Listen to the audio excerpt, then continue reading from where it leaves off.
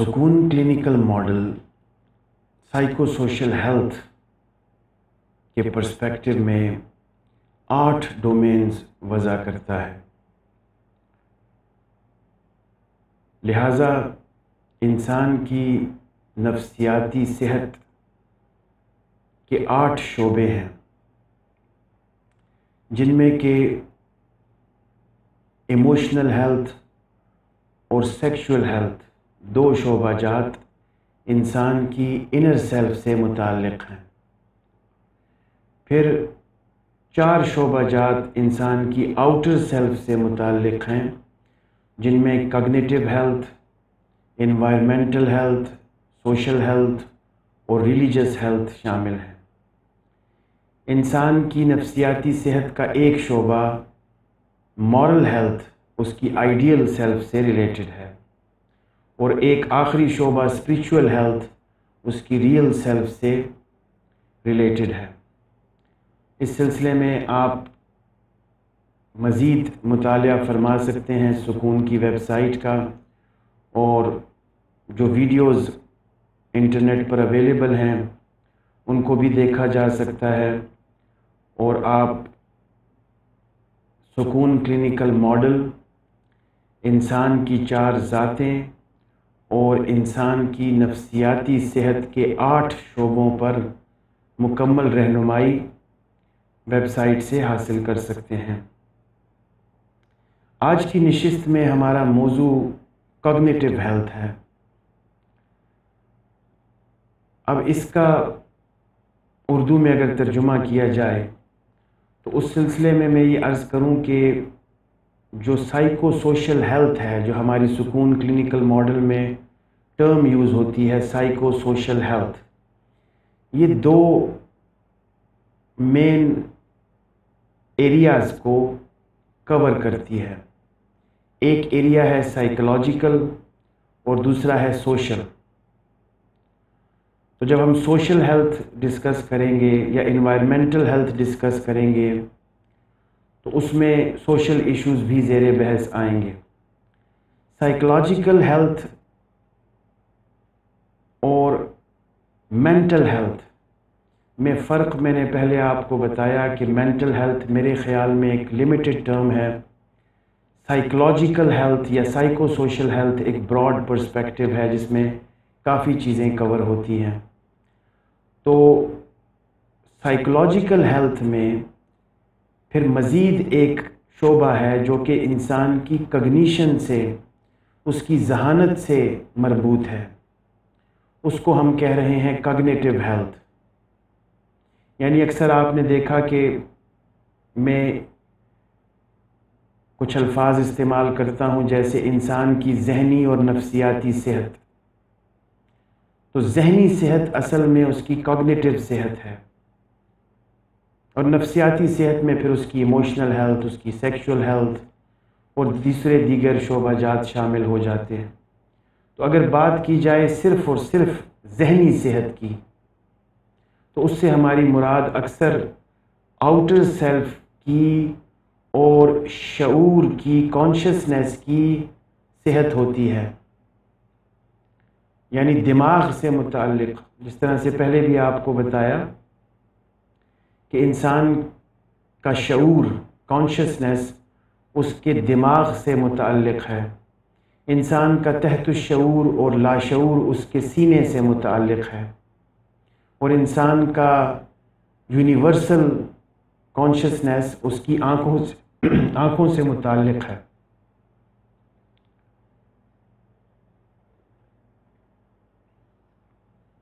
اسی طرح سے یہ بھی بتا چکا ہوں کہ انسان کی آؤٹر سیلف اس کے برین میں سکونت پذیر ہے، انسان کی آئیڈیل سیلف اس کے دل میں سکونت پذیر ہے، انسان کی انر سیلف اس کے سیکشول آرگنز میں سکونت پذیر ہے، اور انسان کی ریئل سیلف اس کی آنکھوں میں سکونت پذیر ہے۔ تو یہ کچھ تمہیدی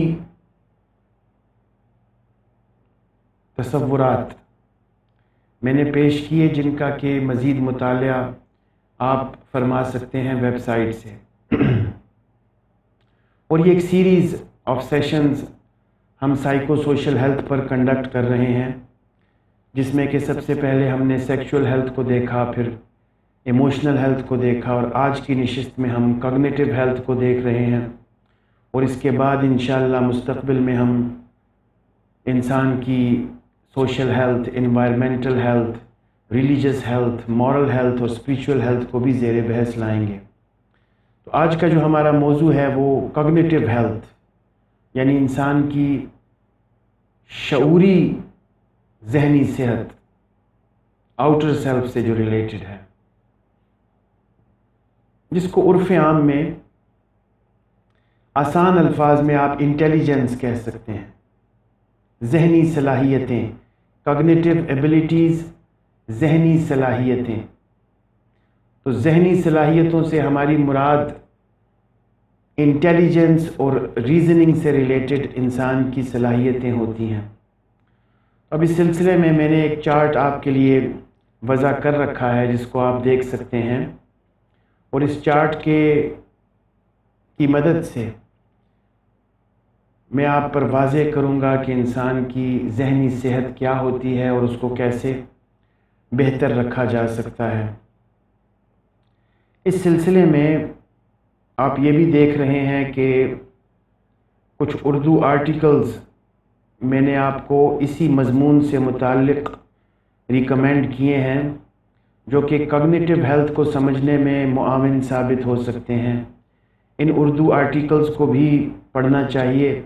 پاکستان میں تعلیم کا تربیتی معیار، وہ کہتے ہیں نا کہ لوگ کیا کہیں گے، جبر و قدر اور انسانی اختیار کا نفسیاتی جائزہ۔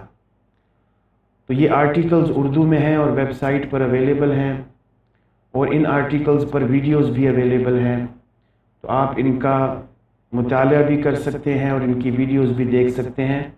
اس سے آپ کو کاگنیٹیو ہیلتھ کے جو گوشے میں آج ڈسکس کروں گا وہ مزید تفصیل سے آپ سمجھ سکیں گے۔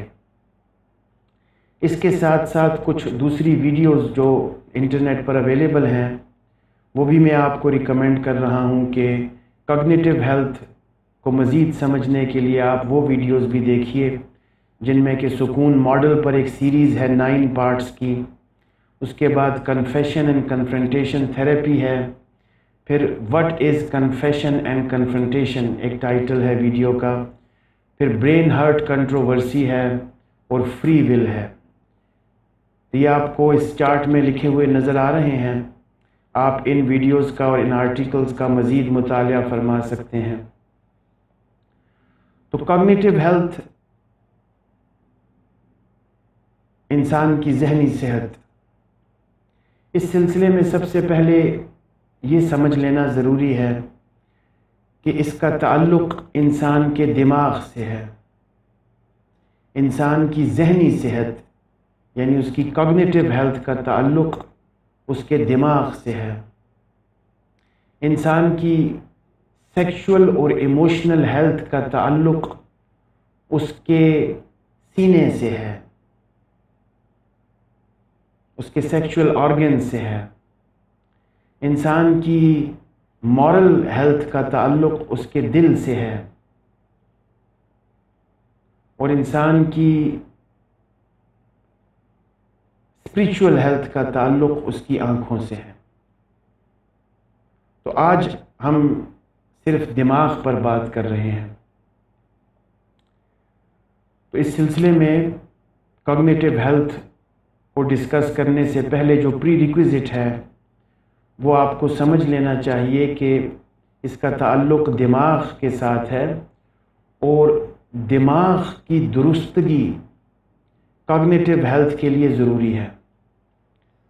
یعنی اگر انسان کو کوئی برین ڈس فنکشن ہے یا کوئی برین سے ریلیٹڈ ڈیولپمنٹ میں کمی رہ گئی ہے، یا برین کا کوئی پارٹ انجرڈ ہے کسی ایکسیڈنٹ کے نتیجے میں، یا نیورولوجیکل ڈیولپمنٹ میں کچھ فلاز ہیں، تو ڈیفینیٹلی وہ کاگنیٹیو ہیلتھ کو متاثر کریں گے۔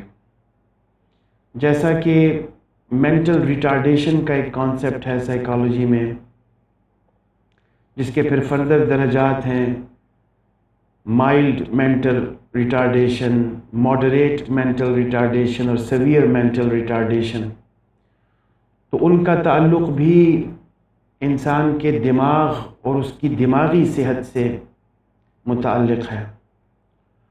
تو کگنیٹو ہیلتھ کو اچیو کرنے کے لیے اور اس کو بہتر بنانے کے لیے دماغی صحت کا بہتر ہونا ضروری ہے۔ یہیں پر رول آتا ہے سائیکیٹرسٹ کا اور نیورولوجسٹ کا۔ تو سائیکیٹرسٹ اور نیورولوجسٹ کو دماغی صحت پر فوکس کرنا چاہیے، یہ ان کا بنیادی مضمون ہے۔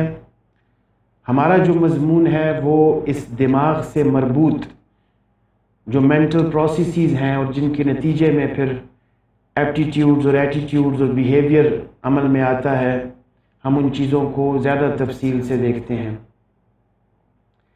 اگر کسی انسان کے دماغ میں کوئی مسئلہ ہے، کوئی فزیکل پرابلم ہے یا کوئی نیورولوجیکل پرابلم ہے، تو اس سلسلے میں کلینیکل سائیکالوجسٹ کچھ نہیں کر سکتے۔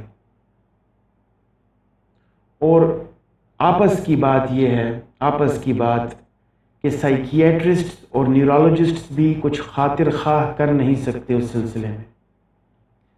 انہوں نے بھی اپنے ہاتھ اٹھا رکھے ہیں۔ فار ایگزامپل بہت سے نیورولوجیکل پرابلمز ہیں جن میں کہ مینٹل ریٹارڈیشن ہے، ڈاؤن سنڈروم ہے، اور کگنیٹو ایبیلٹیز سے ریلیٹڈ اور بہت سے ڈس آرڈرز ہیں، لرننگ ڈسیبلٹیز ہیں، میموری کے پرابلمز ہیں۔ تو اس کو میں ایک اچھی سی مثال سے آپ کو یہ سمجھاتا ہوں کہ اگر ایک انسان کا ہاتھ یا بازو کٹ جاتا ہے کسی ایکسیڈنٹ کے نتیجے میں، تو کوئی بھی ڈاکٹر کچھ نہیں کر سکتا اس سلسلے میں۔ مصنوعی ہاتھ لگایا جا سکتا ہے، میکینیکل ہاتھ لگایا جا سکتا ہے، لیکن اگر بازو کٹ جائے، ہاتھ کٹ جائے، تو پھر اس کو دوبارہ جوڑنا انتہائی مشکل ہے۔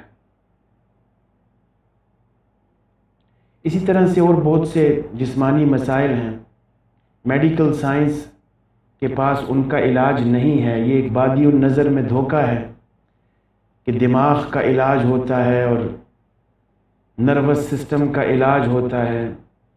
یہ سب دھوکے ہیں اور سائنٹیفک ایویڈنسز سے خالی ہیں۔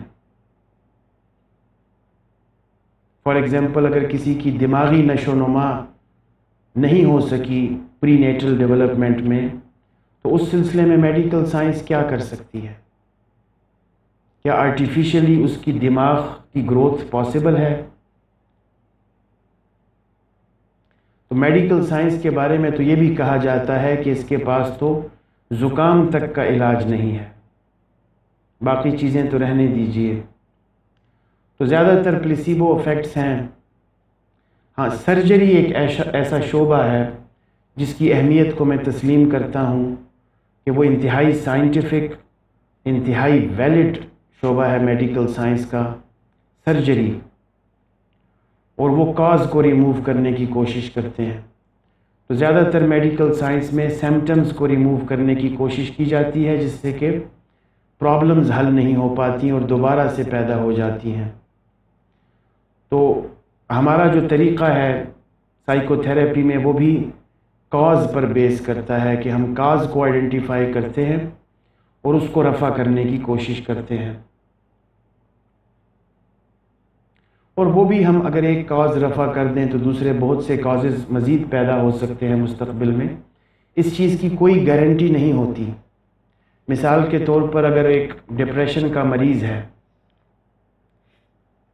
تو وہ چاہے سائیکیٹرسٹ کے پاس جائے، چاہے نیورولوجسٹ کے پاس جائے، چاہے کلینیکل سائیکالوجسٹ کے پاس آئے، تو کوئی بھی اس کو یہ گارنٹی نہیں دے سکتا کہ ہم نے آپ کا ڈپریشن ٹریٹ کر دیا ہے، اب آپ کو زندگی میں دوبارہ کبھی ڈپریشن نہیں ہوگا، ایسی گارنٹی کوئی نہیں دے سکتا۔ سب لوگ اپنی اپنی طرف سے کوشش کرتے ہیں، اور کچھ لوگ سمپٹمز بیسڈ کوششیں کرتے ہیں، اور کچھ لوگ کاز کو ریموو کرنے کی کوشش کرتے ہیں۔ تو سائیکو تھیراپی میں ہم کاز کی طرف توجہ دیتے ہیں اور کاز کو ریموو کرنے کی کوشش کرتے ہیں۔ تو کاگنیٹیو ہیلتھ کے سلسلے میں اب آپ کو یہ سمجھنا چاہیے، سب سے پہلے میں آپ کو اس کی ڈیفینیشن جو سکون کلینکل ماڈل نے پروپوز کی ہے وہ بتا دیتا ہوں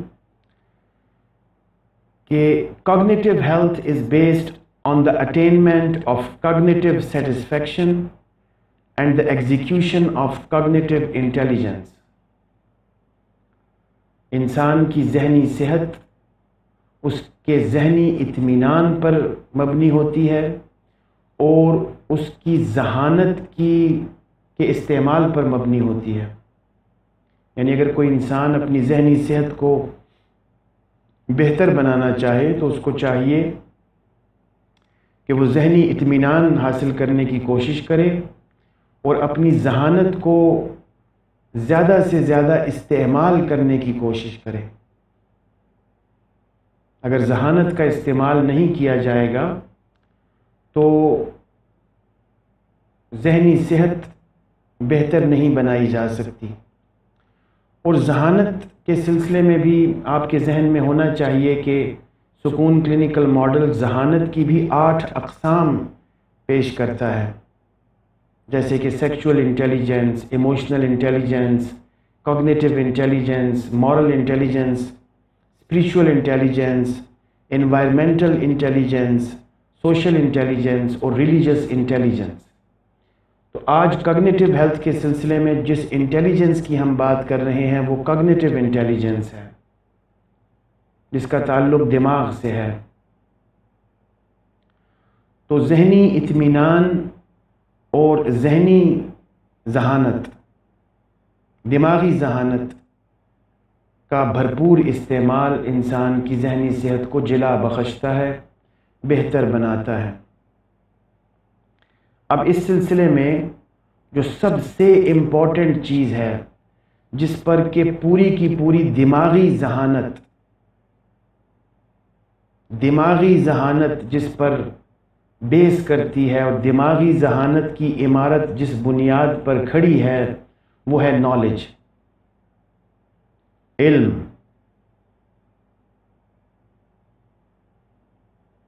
علم پر دماغی ذہانت کی بنیاد ہے، یعنی علم نہیں ہوگا تو دماغی ذہانت بھی نہیں ہوگی اور دماغی صحت بھی نہیں ہوگی، اور علم کم ہوگا تو دماغی ذہانت بھی کم ہوگی اور دماغی صحت بھی کم ہوگی، اور اگر علم انویلڈ ہوگا،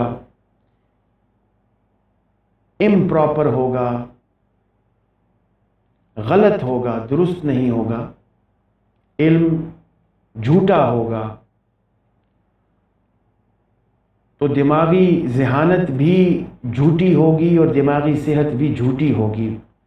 اس جھوٹی دماغی صحت کو پھر ہم انٹلیکچولائزیشن کہتے ہیں، جو کہ ایک سیلف ڈیفینس میکینزم ہے۔ تو آپ دیکھ سکتے ہیں کہ کاگنیٹیو ہیلتھ کی جو بنیاد ہے وہ نالج ہے۔ جیسا علم، جس پائے کا علم، جس درجے کا علم، ویسی ہی دماغی ذہانت اور ویسی ہی دماغی صحت۔ سب دار و مدار انسان کے علم پر مبنی ہے، اور اس علم کا حصول سوشلائزیشن پاسبل بناتی ہے، اس قسم کے علم کا حصول۔ اب یہاں پر آپ سمجھ سکتے ہیں اور آپ کے اذہان میں ہے کہ میں نے پہلے بھی آپ کو بتایا کہ 8 ذہانتیں ہیں، تو ہر ذہانت کا پھر اپنا علم ہے۔ کچھ علم جو ہیں وہ جبلتی ہیں، جس طرح سے کہ انسان کی اگر بات کریں تو اس میں جتنے ریفلیکس ایکشنز ہیں وہ جس نالج پر بیس کرتے ہیں وہ نالج بائی برتھ انسٹنکچول ہے. جیسا کہ انسان کو سکنگ کرنا کس نے سکھایا، کرالنگ کرنا کس نے سکھایا، ٹچ کرنا کس نے سکھایا، رونا کس نے سکھایا، ان چیزوں کا تعلق سوشلائزیشن سے اور دماغی ذہانت سے نہیں ہے، وہ جذباتی ذہانت ہے جو کہ اس کو پیدا ہوتے ہی حاصل ہے. تو اس قسم کی ذہانت ہمارا آج کا موضوع نہیں ہے. ہمارا آج کا موضوع دماغی ذہانت ہے، اور اس علم پہ ہم بات کر رہے ہیں جو علم سوشلائزیشن کے نتیجے میں انسان ایکوائر کرتا ہے، حاصل کرتا ہے. تو اس سلسلے میں ہمیں پھر سوشلائزیشن کو سمجھنے کی ضرورت ہے، جس میں پہلے بھی عرض کر چکا ہوں کہ ہر بچہ جب پیدا ہوتا ہے تو پری ریکویزٹ تو یہ ہے کاگنیٹیو ہیلتھ کا کہ اس کا دماغ صحیح کام کر رہا ہو، اس کی دماغی نشو و نما صحیح ہوئی ہو، اس میں کوئی نیورولوجیکل پرابلمز نہ ہوں. یہ تو بنیادی ریکوائرمنٹس ہیں، ان کو ہم ڈسکس نہیں کر رہے، یہ ہمارا شعبہ بھی نہیں ہے. ہم یہ ایزیوم کرتے ہیں کہ بچہ جب پیدا ہوا ہے تو اس کی دماغی صحت، دماغی حالت اس قابل ہے کہ اس کی سوشلائزیشن ہو سکے اور وہ نالج ایکوائر کر سکے، اس کا دماغ اس قابل ہے، تب ہم اگلی بات کر رہے ہیں. اگر دماغ ہی قابل نہیں ہے تو پھر کاگنیٹیو ہیلتھ ایک خام خیالی ہے، پھر اس کو بھول جائیں. پھر دماغی ذہانت بھی پاسبل نہیں ہے اور دماغی صحت بھی پاسبل نہیں ہے. تو برین کا جو آرگن ہے اس کا صحیح ہونا پری ریکویزٹ ہے، ضروری ہے.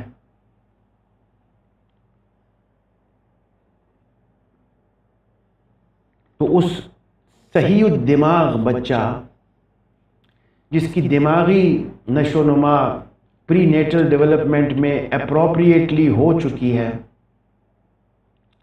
وہ جب پیدا ہوتا ہے، جو کہ اکثر بچے ماشاءاللہ دماغی حالت ان کی بہتر ہوتی ہے، بہت کم بچے ایسے ہوتے ہیں جو کہ پیدائشی طور پر ریٹارڈڈ ہوتے ہیں یا ان میں کوئی نیورولوجیکل پرابلمز ہوتی ہیں، لیکن اکثریت بچوں کی دماغی حالت پیدائش کے وقت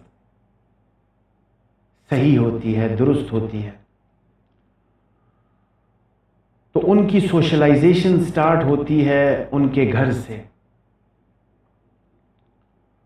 اور گھر میں سب سے پہلے جو ان کے پیرنٹس ہیں وہ ان کی سوشلائزیشن میں اپنا کردار ادا کرتے ہیں، ان کی ٹریننگ کرتے ہیں، ان کو ایجوکیٹ کرتے ہیں، ان کو لرننگ دیتے ہیں. تو یہاں سے سٹوری شروع ہوتی ہے دماغی صحت کی. بچہ جیسے ہی پیدا ہوا اس کی دماغی حالت درست تھی، اب اس نے دماغی صحت حاصل کرنی ہے جس کے نتیجے میں سوشلائزیشن ضروری ہے اور نالج کا ایکوائر کرنا ضروری ہے. یہاں سے سٹوری شروع ہو رہی ہے پہلے دن سے، اور پہلے دن سے آپ دیکھ رہے ہیں کہ پیرنٹل سٹائلز ڈیفرنٹ ہیں، پیرنٹس ڈیفرنٹ ہیں، لہٰذا جو سوشلائزیشن کا عمل ہو رہا ہے وہ بھی چائلڈ ٹو چائلڈ ڈیفرنٹ ہے. لہٰذا فیوچر میں کوگنیٹیو ہیلتھ میں اسٹینڈرڈائزیشن پاسبل نہیں ہے. ریفلیکس ایکشنز سب بچوں میں ایک جیسے تھے،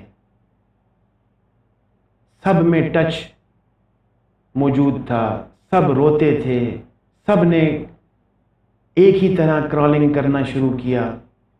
تو جو جبلتی اور انسٹنکچول نالج ہے وہ تو سیم ہے، لیکن جو دماغی ذہانت ہے وہ ڈفر کرتی ہے فرام چائلڈ ٹو چائلڈ. کیوں کرتی ہے؟ اس لیے کہ والدین مختلف ہیں.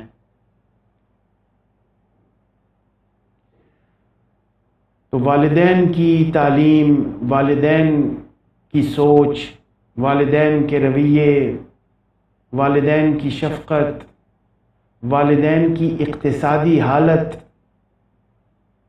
یہ سب چیزیں کنٹریبیوٹ کرتی ہیں سوشلائزیشن میں۔ اور آپ آسانی سے سمجھ سکتے ہیں کہ کتنا تفاوت ہے پیرنٹنگ میں۔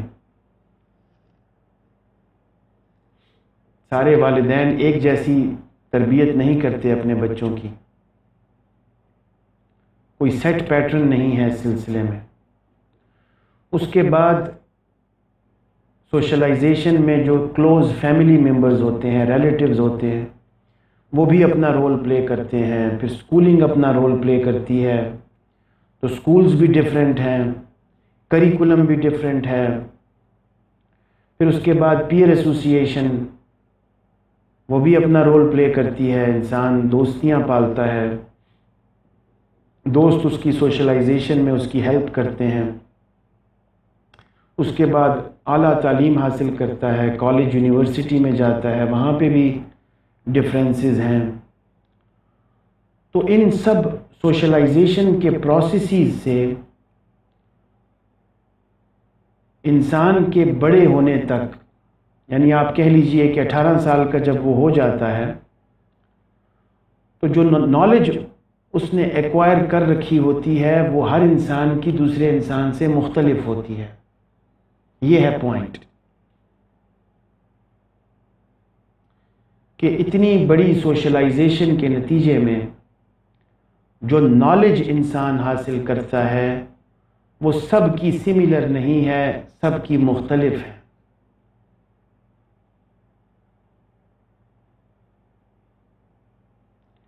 تو اب اس مختلف نوع علم کی بنیاد پر پھر ہر انسان مختلف طریقے سے ریزننگ کرتا ہے، استدلال کرتا ہے اپنے ذہن میں، اچھائی اور برائی میں تمیز کرتا ہے، برے اور بھلے میں تمیز کرتا ہے، نفع اور نقصان میں تمیز کرتا ہے۔ ان سب تمیزوں کو ہم کہہ رہے ہیں ریزننگ، کہ وہ علتیں ڈھونڈتا ہے شعوری یا لاشعوری طور پر، چاہتے ہوئے یا نہ چاہتے ہوئے۔ ریزننگ ہر بیہیویئر کے پیچھے ضروری ہے۔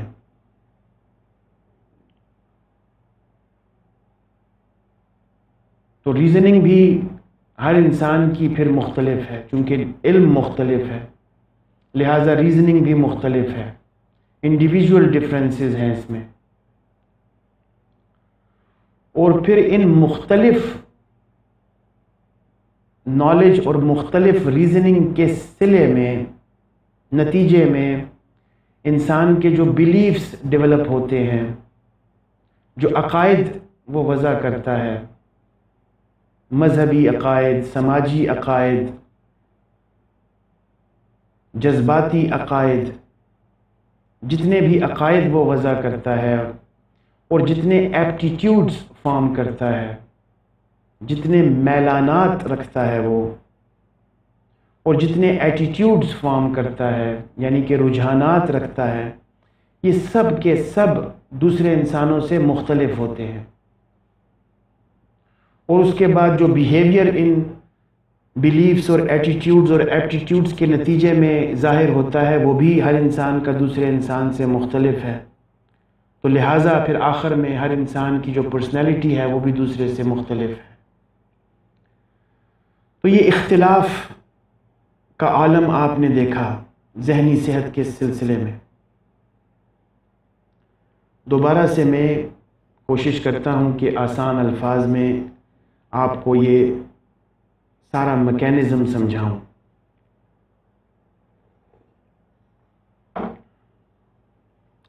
انسان کی ذہنی صحت اس کے علم پر مبنی ہوتی ہے۔ علم سوشلائزیشن کے نتیجے میں حاصل کیا جاتا ہے۔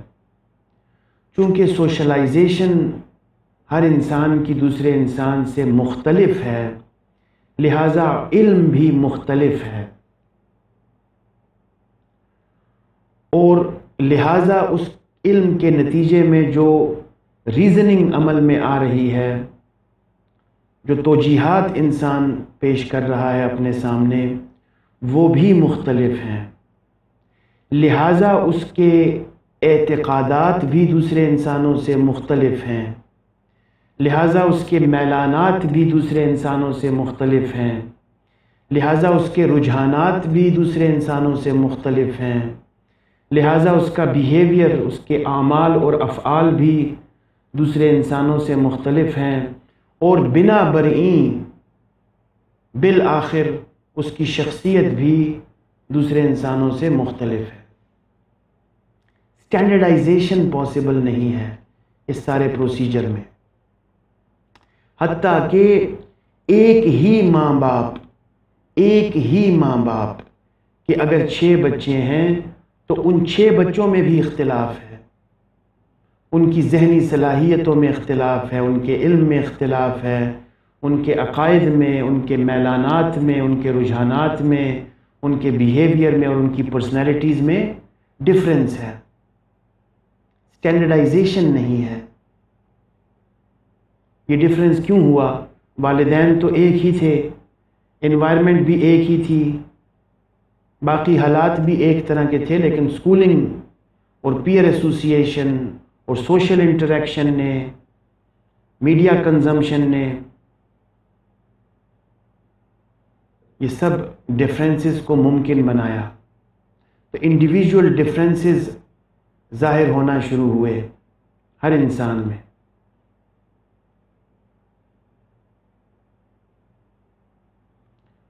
تو ہم یہ کہہ سکتے ہیں کہ ہر انسان کی کگنیٹو ہیلتھ دوسرے سے مختلف ہوتی ہے، کگنیٹو انٹیلیجنس دوسرے سے مختلف ہوتی ہے۔ اب اس اتنے بڑے اختلافات سے جو مسائل جنم لیتے ہیں وہ کیا ہیں؟ ان مسائل میں سب سے بڑا مسئلہ ڈفرینس آف اوپینین ہے کسی بھی مسئلے میں۔ مثال کے طور پر ایک فیملی ہے، اس میں گھر میں پینٹ کروانا ہے، فار ایگزامپل ایک مسئلہ ہے گھریلو، تو اس میں اگر سب کی رائے لی جائے تو وہ سب کی رائے مختلف ہوگی، کوئی سفید رنگ منتخب کرے گا، کوئی سبز رنگ منتخب کرے گا، کوئی سرخ رنگ منتخب کرے گا، تو اختلافات دیکھنے میں آئیں گے۔ یہ میں نے بہت چھوٹی سی اگزامپل دی۔ اسی طرح بڑے بڑے مسائل میں، گھریلو مسائل میں، سماجی مسائل میں، دفتری مسائل میں، پروفیشنل ایشوز میں، ایجوکیشنل ایشوز میں اختلافات دیکھنے کو ملیں گے، جو کہ آپ دیکھتے ہیں اپنی روزمرہ زندگیوں میں۔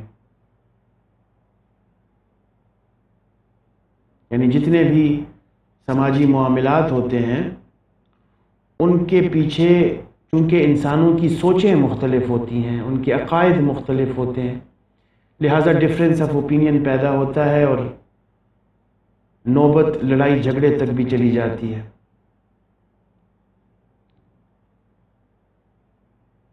میاں بیوی کے درمیان اختلافات آپ دیکھتے ہیں، تم غلط سوچ رہی ہو، نہیں آپ ٹھیک نہیں سوچ رہے۔ اب کیسے تعین کیا جائے کہ کون غلط سوچ رہا ہے اور کون صحیح سوچ رہا ہے؟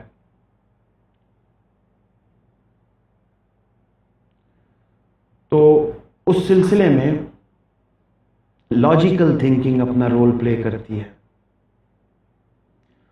تو اب دوبارہ سے ذرا توجہ دیجئے گا کہ ذہنی صحت کی بنیاد ہے علم، جو کہ سوشلائزیشن کا نتیجہ ہے،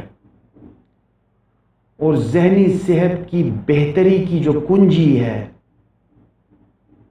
جو چابی ہے ذہنی صحت کی بہتری کی، درستگی کی، وہ ہے لاجیکل تھنکنگ، منطقی سوچ۔ تو اتنے زیادہ انسانوں میں اتنے زیادہ اختلافات کا جو حل ہے ذہنی سطح پر، وہ منطقی سوچ کا ہونا ہے۔ یعنی اگر سب انسانوں کی سوچ منطقی ہوگی، لاجیکل ہوگی، تو پھر اختلافات بھی کم ہوں گے، انڈرسٹینڈنگ بھی بڑھے گی، اور سماجی مسائل سے بھی کما حقہ چھٹکارا مل سکے گا۔ لاجیکل تھنکنگ یہ ایک ایسا کامن گراؤنڈ ہے جس پر اگر سب جمع ہو جائیں گے تو اپنے اپنے اختلافات کے باوجود اچھے طریقے سے ایک دوسرے کو انڈرسٹینڈ کر سکیں گے اور سماجی معاملات کو درست طریقے سے حل کر سکیں گے۔ تو لاجیکل تھنکنگ جو ہے یہ کنجی ہے کاگنیٹیو ہیلتھ کی، کیونکہ نالج تو مختلف ہے، ریزننگ مختلف ہے، بلیفز مختلف ہیں، ایپٹیٹیوڈز مختلف ہیں، ایٹیٹیوڈز مختلف ہیں، بیہیویئر مختلف ہے، پرسنالٹی مختلف ہے، لہٰذا اس سارے اختلافات کا جو حل ہے وہ لاجیکل تھنکنگ ہے۔ تو کوئی بھی انسان اگر یہ چاہے کہ وہ اپنی ذہنی صحت کو درست رکھے اور اس میں نشو و نما عمل میں لے کے آئے، تو اس کو چاہیے کہ وہ منطق سے استفادہ حاصل کرے، منطق کے اصولوں کو سمجھے، منطقی سوچ اپنائے۔ تو جب منطقی سوچ اپنائے گا تو ساری ذہنی کوفتوں سے اس کو نجات ملے گی۔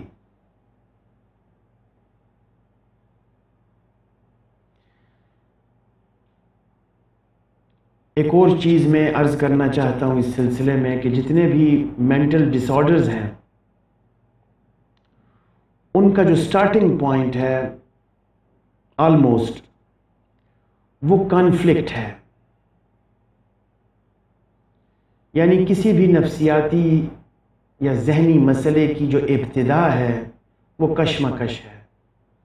انسان کے ذہن میں کشمکش کا پیدا ہونا کہ یہ کروں یا نہ کروں، یہ کروں یا وہ کروں۔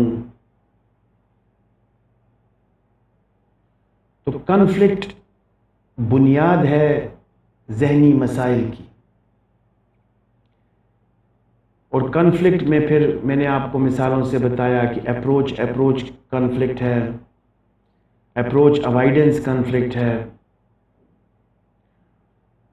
تو اس کشمکش کو جب طول دیا جاتا ہے تو ذہنی دباؤ پیدا ہوتا ہے، اور ذہنی دباؤ کو اگر طول دیا جائے، حل نہ کر سکا جائے، تو پھر جھنجھلاہٹ پیدا ہوتی ہے، اس کے بعد پھر اینگزائٹی ڈیولپ ہونا شروع ہوتی ہے، تشویش، اور پھر سیویئر قسم کے مینٹل ڈس آرڈرز کی طرف انسان اپنا سفر شروع کر دیتا ہے۔ تو جو ابتدا ہے وہ کانفلکٹ ہے۔ اب اگر، اور وہ کانفلکٹ کیوں ہے؟ کیونکہ نالج خام ہے، ناپختہ ہے، علم نامکمل ہے، ناپختہ ہے، ناتمام ہے، ادھورا ہے، کچا ہے، جھوٹا ہے، اور اس علم کے نتیجے میں پھر جو ریزننگ ہے وہ بھی کچی ہے، غیر منطقی ہے، لہذا کانفلکٹس جنم لیتے ہیں۔ تو اگر تھنکنگ لاجیکل ہوگی تو کانفلکٹس جنم نہیں لیں گے، پھر آر یا پار کرنا فوری طور پر آسان ہوگا کسی بھی مسئلے کو، آر یا پار، اس کو طول دینا مناسب نہیں گردانا جائے گا، کیونکہ تھنکنگ لاجیکل ہوگی، لاجک بیسڈ ہوگی۔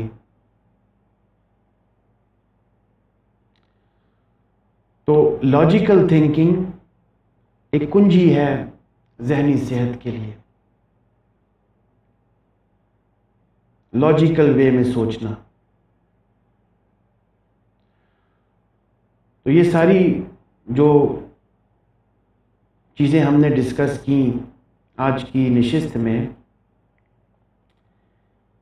اس کے بعد ضروری ہے کہ انسان سینسٹائز ہو اور اپنی سوچ کو منطقی بنانے پر محنت کرے۔ سوشلائزیشن نے، یہ بھی ذہن میں رکھیے گا کہ سوشلائزیشن نے اس پر کوئی کام نہیں کیا، یہ افسوس کا مقام ہے۔ نہ والدین نے منطقی سوچ کی تربیت دی، نہ پیئر ایسوسیشن نے منطقی سوچ کی طرف توجہ دلائی، نہ اسکولوں میں اور کالجوں میں اور یونیورسٹیوں میں انسان کو منطقی سوچ کے بارے میں کچھ بتایا گیا۔ لاجک کو ایز اے ڈسپلن نہیں پڑھایا جاتا، لاجیکل پرنسپل سے آگاہی نہیں ہوتی، لہٰذا یہ سارے فتنے اور فسادات، ذہنی فتنے اور ذہنی فسادات پیدا ہوتے ہیں۔ تو سینسٹائزیشن اس نشست کے نتیجے میں جو ہونی چاہیے وہ یہ ہونی چاہیے کہ جو ہو گیا سو ہو گیا، جو سوشلائزیشن اب تک میری ہو چکی سو ہو چکی، لیکن اب مجھے چاہیے کہ میں اپنی سوچ کو منطقی بناؤں۔ یہی دین کا تقاضا بھی ہے، دین بھی یہی تقاضا کرتا ہے کہ دین کے پیروکار اپنی سوچوں کو لاجیکل رکھیں، منطقی رکھیں، تعقل کا استعمال فرمائیں، تدبر کریں، تفکر کریں، ہر شے میں آفاق میں تدبر اور تفکر کریں، نفوس میں تدبر اور تفکر کریں، اور تدبر اور تفکر کو اور تعقل کو اپنی ہیبٹ بنائیں۔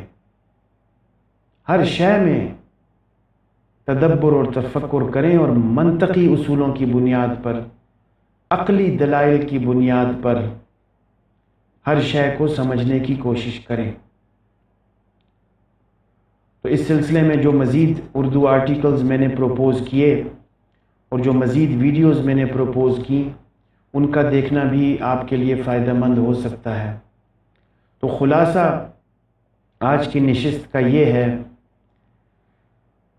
کہ ہر انسان کا علم، نالج، معلومات دوسرے انسان سے مختلف ہوتی ہیں، چونکہ سوشلائزیشن مختلف ہے، لہٰذا انسان ریزننگ بھی مختلف کرتا ہے، اور اس کے مختلف عقائد، مختلف رویے، مختلف میلانات کے نتیجے میں مختلف بیہیویئر اور مختلف شخصیت پیدا ہوتی ہے، جس سے کہ بہت سے مسائل پیدا ہوتے ہیں سماجی زندگی میں۔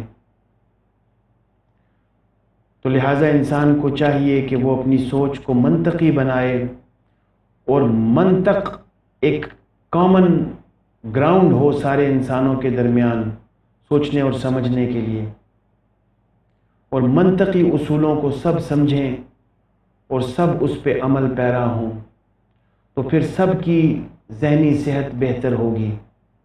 اور اگر ایک انسان منطقی سوچ رکھتا ہے اور سوسائٹی کی سوچ اکثریت کی منطقی نہیں ہے، تب بھی اس انسان کو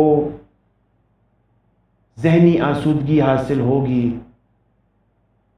وَإِذَا خَاطَبَهُمُ الْجَاهِلُونَ قَالُوا سَلَامًا، یہ سمجھ سکے گا کہ یہ دوسرے انسان، مثلا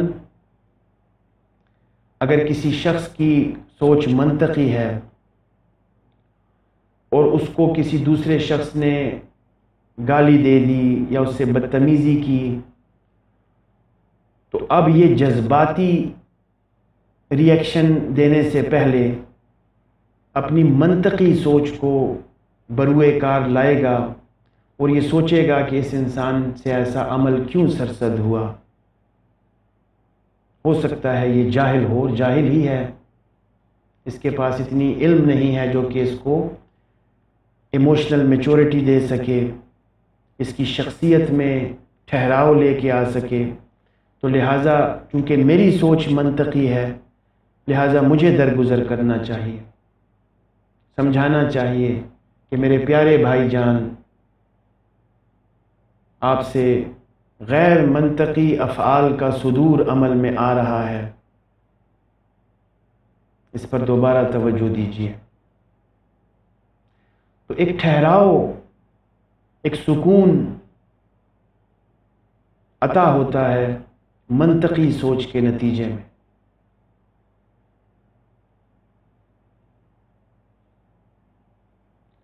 تو جو انتہائی دانش مند لوگ ہوتے ہیں وہ پھر اوائڈ کرتے ہیں پرابلمز کو، ان میں اوائیڈنس اور ایکسیپٹنس کے تصورات پیدا ہوتے ہیں، کنفیشن اور کنفرنٹیشن کے۔ جب سوچ منطقی ہوتی ہے تو انسان کو یہ سمجھ آتی ہے کہ کون سا مسئلہ قابل حل ہے اور کون سے مسئلے کو تسلیم کرنا ہی اس کا حل ہے۔ اس مسئلے کو مسئلہ تسلیم کرنا اور مسئلہ ہی رہنے دینا یہ اس کا حل ہے۔ تو اس طرح سے اور بہت سی ذہنی پیچیدگیوں کا اور ذہنی گتھیوں کے سلجھنے کا ازالہ ہوتا ہے منطقی سوچ سے۔ تو منطق کو سمجھنے کی ضرورت ہے۔